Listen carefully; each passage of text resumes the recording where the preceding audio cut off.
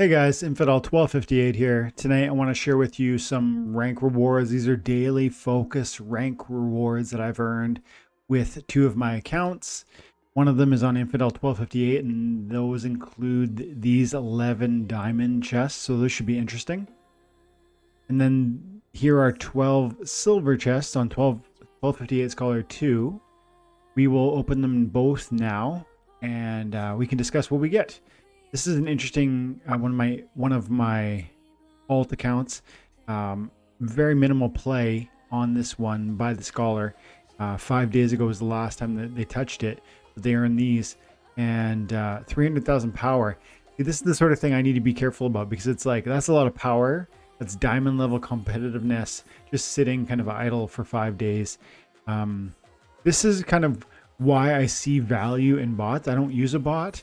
But if the Archmage is as good as people say it is and is reasonable, I'm not paying $200 for an Archmage token.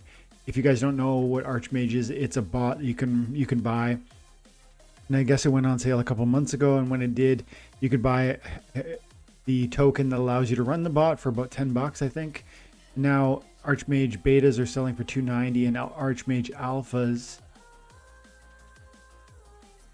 that's the A, are selling for 500, and they were, I don't even know how many they would have, how many the developers even sold initially.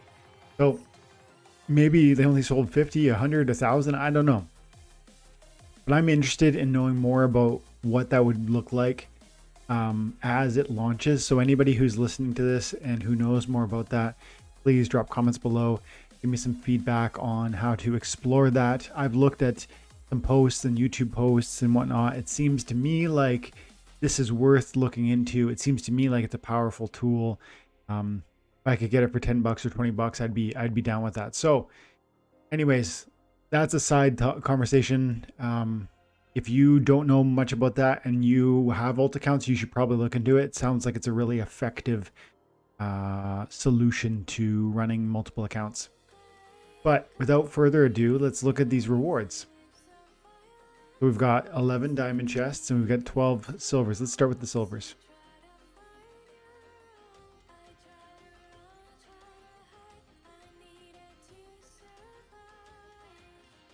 Okay, here we go. 14 DC,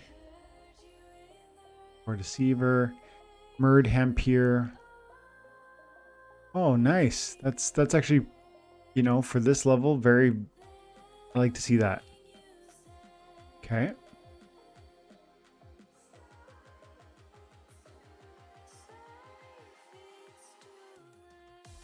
Five cards, not bad. I'm liking it. I'm liking it.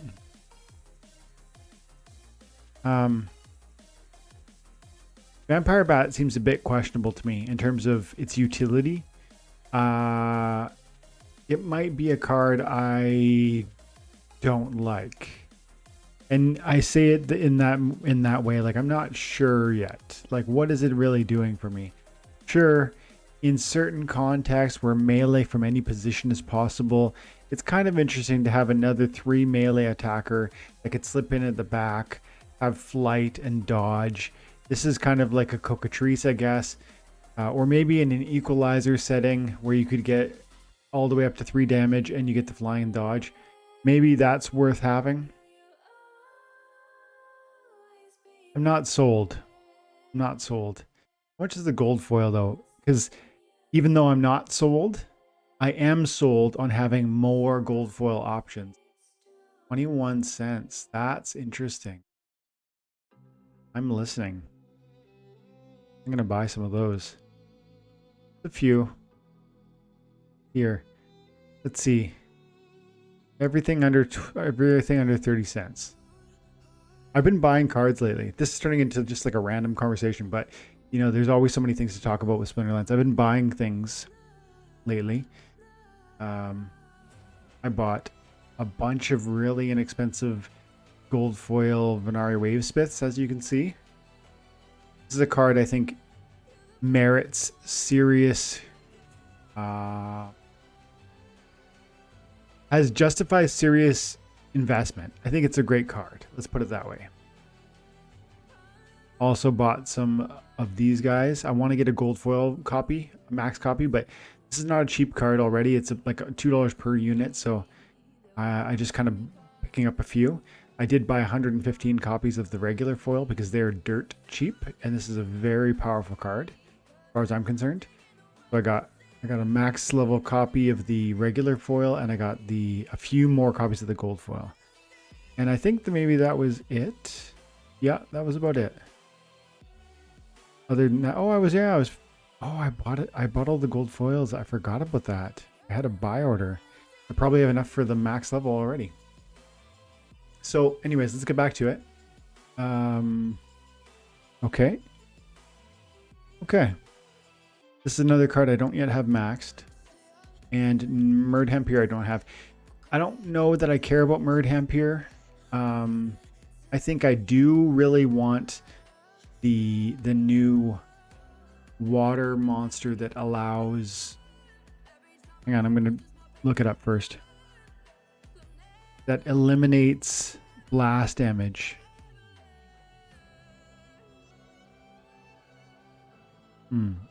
Board card.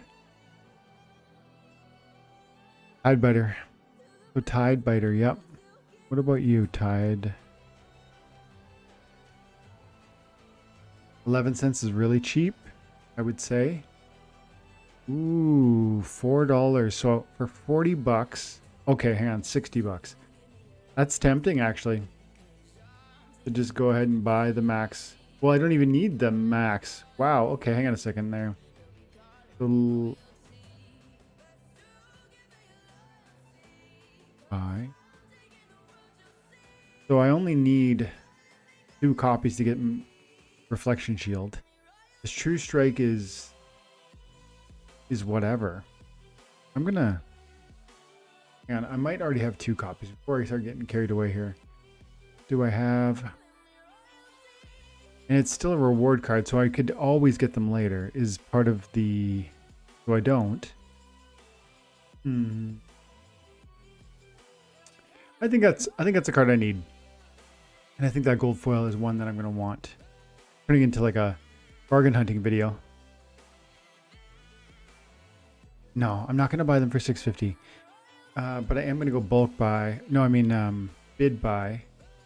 Let's see if we can't get a few for a steal at $4.20. See if we could get 10 for that price. I would. No, you know what? If I'm paying 10.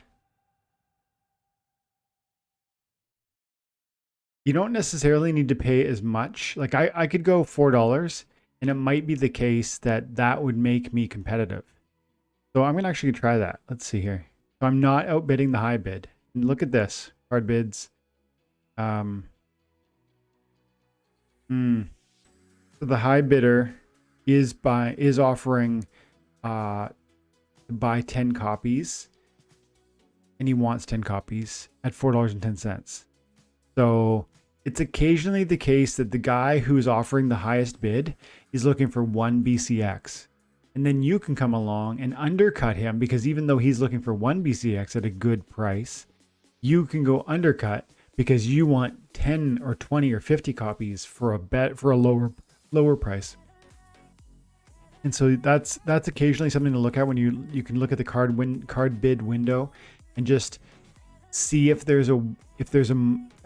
you can appeal to a different seller. That's the key.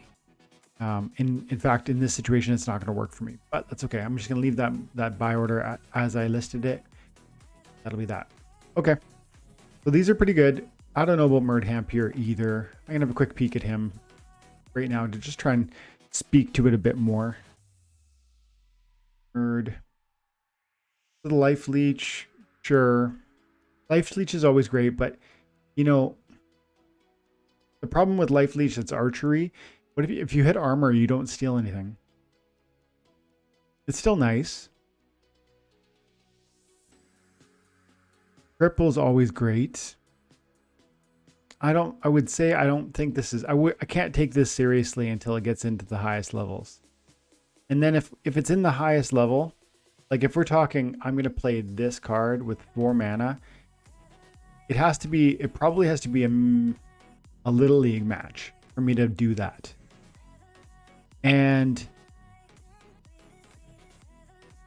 I don't think this is going to cut the mustard on my water team for the Little League team. I'm thinking,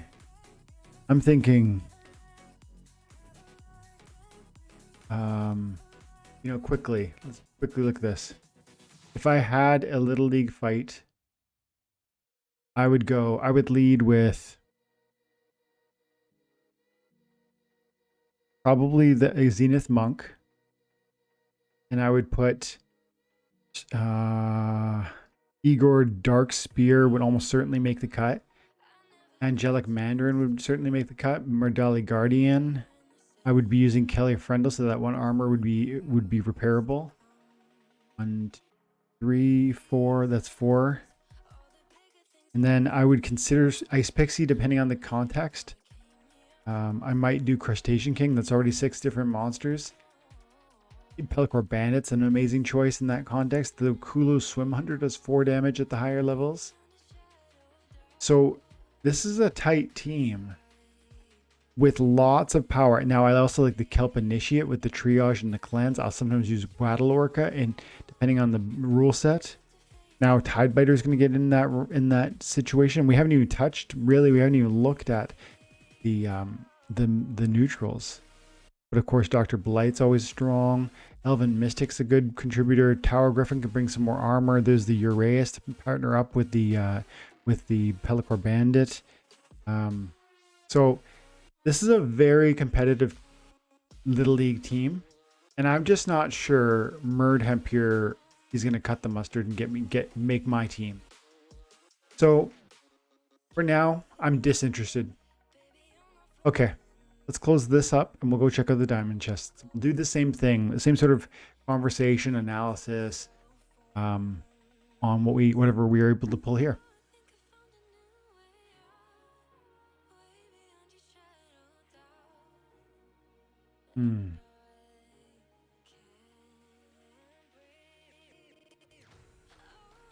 Okay.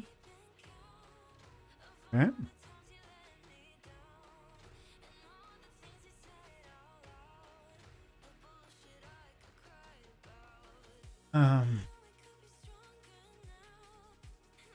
This feels marginally better than we just looked at, right? Those were silver chests. These are diamond chests.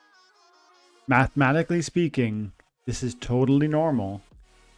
But if you look at 1,000 diamond chests and 1,000 silver chests, they should not look anything alike. Hopefully these 6 are more impressive. You know, gotta appreciate the gold foils, even if it's not an expensive one.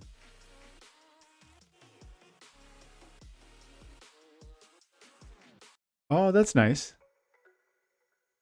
Nice. Maybe I haven't seen a legendary in forever. Okay. So, I mean, that's nice. I mean, it's not a lot of money at this point, but it's still nice. What is it? So it's like...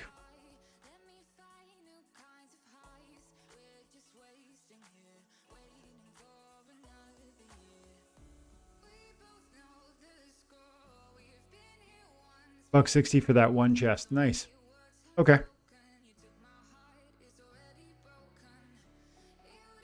Not much to say here. I mean, obviously the DEC is nice.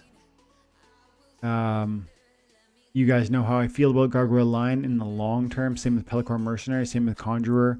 We've talked to death about these old reward cards. Bonesmith we don't talk about very much, but I love this card. I use it a lot. It isn't one of my most popular, but it's in regular rotation. It's probably in like a hockey analogy, it's like a second or third liner.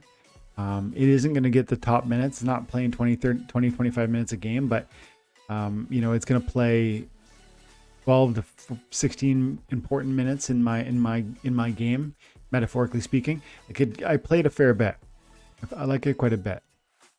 Let's just quickly look at it a little bit more. Venari.